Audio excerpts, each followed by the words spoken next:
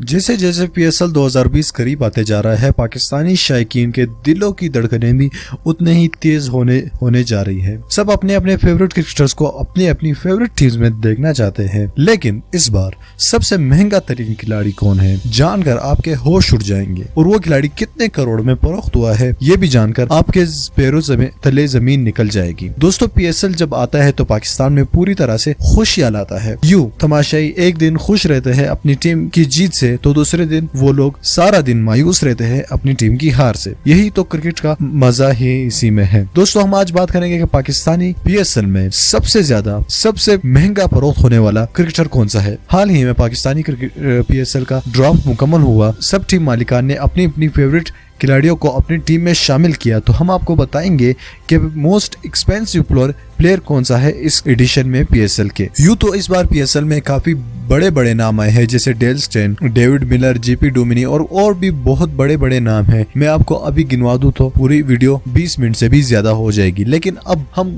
सबसे पहले एक खिलाड़ी के बारे में बात करेंगे जो सबसे महंगा तरीन खिलाड़ी है, बिका है। दोस्तों, मैं अब जिस खिलाड़ी का नाम लेने जा रहा हूँ, मुझे यकीन है कि वो आपका भी फेवरेट क्रिकेटर होगा इस वक्त। दोस्तों, वो कोई और क्रिकेटर नहीं है बल्कि बाबर आजम, पाकिस्तान के वन एंड ओनली जबरदस्त बैट्समैन। बाबर आजम को सबसे महंगे दाम में लिया गया है कराची टीम के मालिक ने सलमान इकबाल ने बाबर आजम को सबसे महंगा खिलाड़ी खरीदा है। दोस्तों, बाबर आजम की कीमत है कुल 24 करोड़ 50 लाख में। बाबर आजम सबसे महंगा तरीन बिकने वाला क्रिकेटर है।